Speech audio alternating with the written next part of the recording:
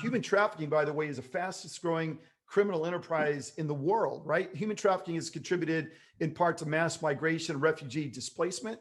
President Trump certainly, as you alluded to, had the policies along the border right, build the wall, and through policy ensure the legal, lawful immigration of human beings going from point A to point B, right?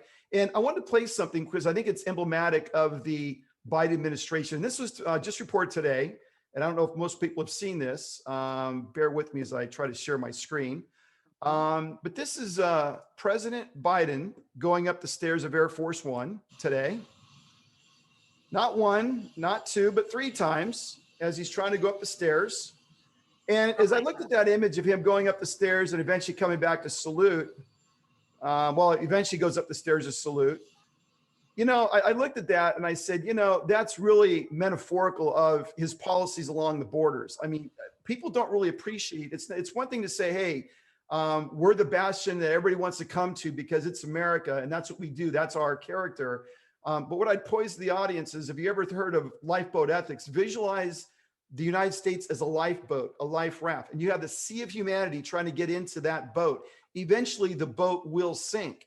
And if you look at what I call Biden, you know, he self-manufactured a crisis at the border to ensure, in my opinion, election wins in the future under the guise of more humane immigration policy. But in fact, as I was reading some of these statistics, the borders are being flooded by unaccompanied minors, by young children in particular, at a rate of 2,200 per week. So right now, estimates place the number of kids being what I'd call incarcerated or locked up at over 15,000 today along the border. And these same kids aren't getting showers, aren't necessarily getting food. And these are from Democrats, Congress people talking about this.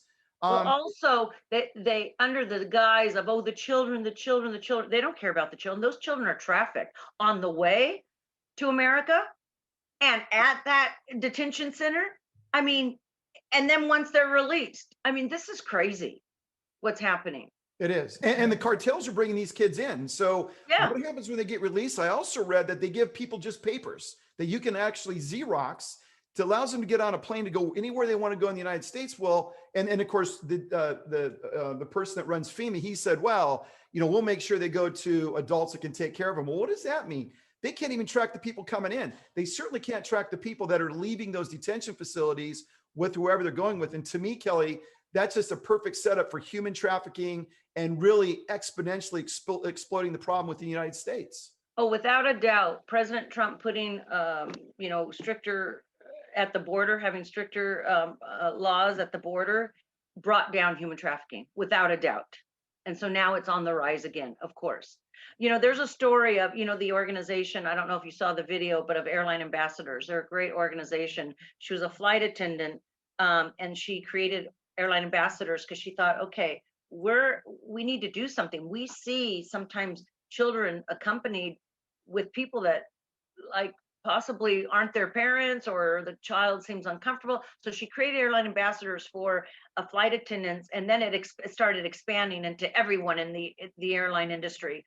But to be aware of if they thought a child, you know, something was not right. And so what's so awesome about being in the air is they don't have to do anything other than make a phone call. And when the plane lands, the police check it out, and it's federal at that point. So they're actually preventing like traffickers bringing children into the States or crossing state lines, right? But she shared a story about a trafficker who brought someone from Mexico and he to the border, right?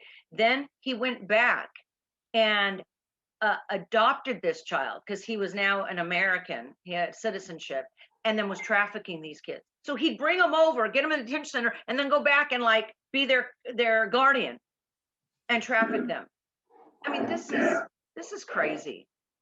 And you know, these kids aren't going to go to the best and the brightest and the most moral, right? So if people can make money, they'll figure out a way to make money. And you can take the most morally minded person and put them in a compromised situation. And one could argue they may go to the path of least resistance.